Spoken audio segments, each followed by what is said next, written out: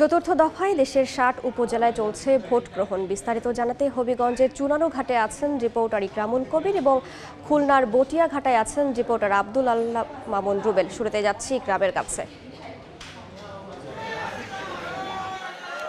আমি এই মুহূর্তে আছি হবিগঞ্জের চুনারঘাট উপজেলার চণ্ডীছড়া চা বাগান প্রাথমিক বিদ্যালয় কেন্দ্রে। এই বিদ্যালয় কেন্দ্রে ২৮২১ জন ভোটার রয়েছে। তার মধ্যে দেখতে পাচ্ছি অতি উৎসাহে একবার উদ্দীপনার মধ্য দিয়ে ভোটাররা তাদের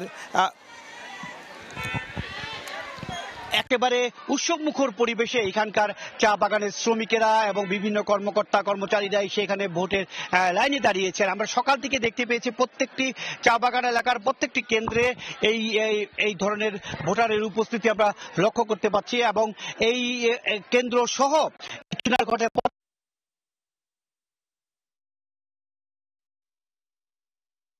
এই দুটি কেন্দ্রে দুটি উপজেলা নির্বাচন অনুষ্ঠিত হচ্ছে। অন্যদিকে সিলেট ভাইস চেয়ারম্যান পদে প্রতিদ্বন্দ্বিতা করছে এবং হবিগঞ্জের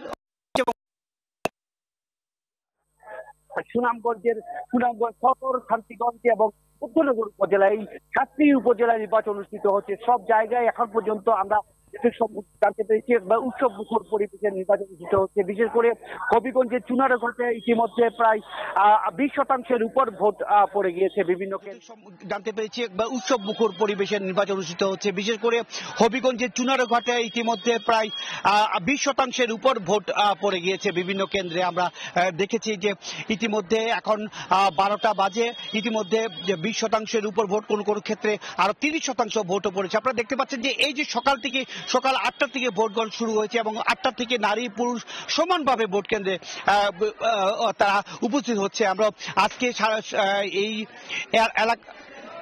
এলাকাগুলোতে সাধারণ ছুটি ঘোষণা করা এবং চা বাগানগুলোতে ছুটি ঘোষণা করার কারণে তারা বিভিন্ন সাজসজ্জা করে এবং আনন্দ ফুর্তি করে তারা এই ভোট দিতে এসছে। মোটামুটি এই ছিল হবিগঞ্জের চুনারঘাট উপজেলার ভোটের সর্বশেষ খবর। এবার আমি যাচ্ছি খুলনার খবর জানার জন্য। সেখানে রয়েছেন আমাদের সহকর্মী রুবেল। চতুর্থ ধাপের উপজেলা পরিষদ নির্বাচনে খুলনার 3টি উপজেলায় সকাল 8টা থেকে শান্তিপূর্ণভাবে এখনো পর্যন্ত ভোট গ্রহণ চলছে।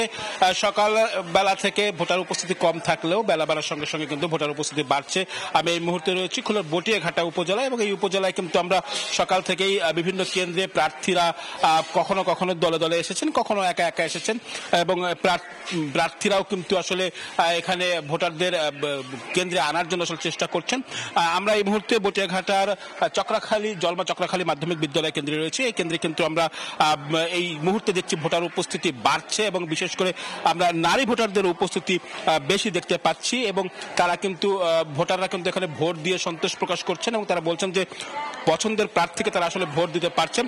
খুলনার বটিয়াঘাটা উপজেলায় মোট 6 জন চেয়ারম্যান প্রার্থী তারা কিন্তু নির্বাচনে প্রতিদ্বন্দ্বিতা করছেন। এর বাইরে খুলনার 3টি উপজেলায় মোট চেয়ারম্যান প্রার্থী রয়েছেন 16 জন এবং ভাইস চেয়ারম্যান, মহিলা ভাইস চেয়ারম্যান বাদে অন্যান্য পদেও কিন্তু প্রার্থী রয়েছেন সব মিলিয়ে 41 জন। এখন দুপুর 12টা বাজে, এখন পর্যন্ত কিন্তু খুলনার কোনো উপজেলা থেকে কোনো অপ্রীতিকর ঘটনা কিংবা কোনো অভিযোগের কথা কিন্তু আমরা শুনতে পারিনি। কোনো কেন্দ্র থেকে কিন্তু ভোট কেন্দ্র বা ভোটার জাল ভোট বা অন্য কোনো অনিয়মের ঘটনা এখন পর্যন্ত আমরা শুনতে পারিনি। এছাড়া কিন্তু যদি একটু বলি যে নির্বাচন অফিস থেকে কিন্তু সকাল থেকে জেলা প্রশাসনের পক্ষ থেকে নিরাপত্তা ব্যবস্থা জোরদার করা হয়েছে এবং প্রতিটি কেন্দ্রে কিন্তু পুলিশ, আনসার সদস্য সহ নিরাপত্তার দায়িত্বে রয়েছেন এবং তারা কিন্তু সকাল থেকেই ভোটের যে পরিবেশ সেটি আসলে স্বাভাবিক রাখার আসলে চেষ্টা করছেন বা স্বাভাবিক রাখছেন। আমি যে কেন্দ্রটি দাঁড়িয়ে আছি এই কেন্দ্রটিতে কিন্তু মোট 2970 জন ভোটার রয়েছেন। এর মধ্যে কিন্তু এখন পর্যন্ত 537টি ভোট পড়েছে। কিছুক্ষণ আগে আমাদের এখানকার প্রিজাইডিং অফিসার জানিয়েছেন।